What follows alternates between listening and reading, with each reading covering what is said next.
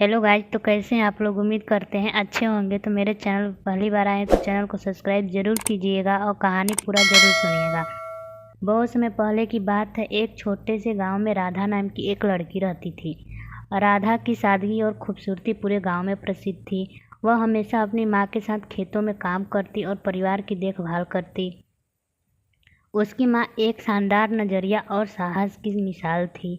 एक दिन उसकी माँ ने उसे अपनी पुरानी गुलाबी साड़ी दी और कहा, यह साड़ी हमारे परिवार की धरोहर है, इसे अच्छे से रखना।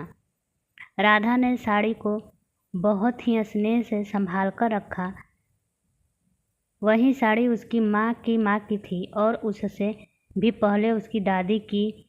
लेकिन राधा को इस बात का बिल्कुल भी अंदाज़ा नहीं था कि यह साड़ी केवल एक साधारण साड़ी नहीं थी, बल्कि जादुई थी। एक रात जब राधा सो रही थी, उसे एक अजीब सपना आया। उसने देखा कि उसकी साड़ी के चारों ओर हल्की रोशनी फैली हुई थी और साड़ी से सुनहरी चमक आ रही थी। अचानक एक परी उसकी साड़ी से प्रकट हुई और बोली, राधा, ये साड़ी जादुई है। इसका प्रयोग तुम्हारे जीवन में खुशियाँ और समृद्धि लाने के लिए कर सकती हैं।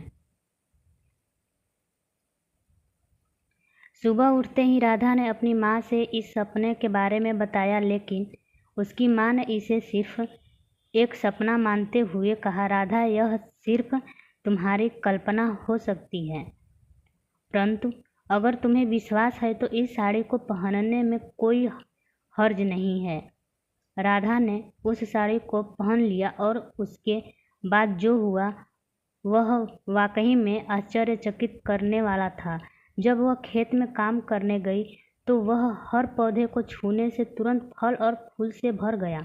उसका पूरा खेत हरा भरा और सुंदर हो गया।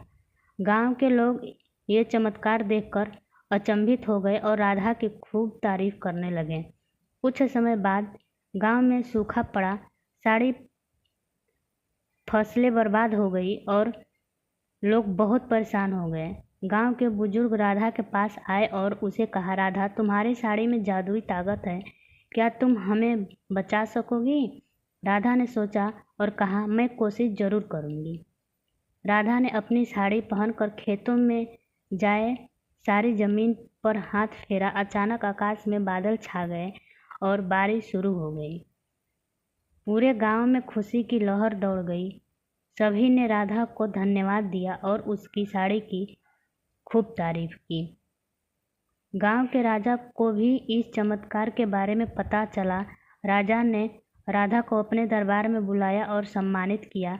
राजा ने राधा से कहा, तुम्हारी इस साड़ी ने हमारी प्रजा के जीवन की खुशहाल बना दिया। तुम सच में एक महान आत्मा हो। राधा ने उस साड़ी को केवल लोगों की भलाई के लिए इस्तेमाल किया। वह समझ गई थी कि साड़ी की ताकत से सिर्फ अपने लाभ के लिए कुछ कैसे किया जाए, यही नहीं बल्कि दूसरों की मदद करने का भी मौका मिलता है। उसने अपनी ज़िंदगी उसी तरह की बिताई और सबकी प्रिय बन गई। समय बीतता गया और राधा की कहानी सिर्फ गांव में ही नहीं बल्कि दूर दूर तक पहुंच गई। उसकी ईमानदारी और परोपकार की मिसाल ने उसे सबके दिलों में जगह दी। उसकी साड़ी की जादुई कहानी सुनकर लोग उसे प्रेरणा देते और सिखाते। राधा ने अपनी साड़ी को अपनी अगली पीढ़ी को सौंप दिया। उसने अपने बच्चे और उसके बच्चे को समझाया कि इस साड़ी का हमेशा अच्छे कर्मों में ही इस्तेमाल किया जाए। इस तरह उस जादुई गुलाबी साड़ी का पहलू आगे बढ़ता रहा और लोगों के जीवन में बदलाव रहा। जादुई गुलाबी साड़ी की कहानी एक संदेश लेकर समाप्त होती है कि किसी भी वस्तु या ताकत का असली मूल्य तभी है जब उसका उपयोग सबकी भलाई और सेवा में किया जाए। राधा की भलाई और परोपकार ने सभी को यही सिखाया कि सच्ची पहचान मेहनत, ईमानदारी और दूसरों की भलाई में निहित है। तो बाय गाइस, मेरे चैनल को सब्सक्राइब एवं वीडियो को लाइक ज़रूर कीजिएगा।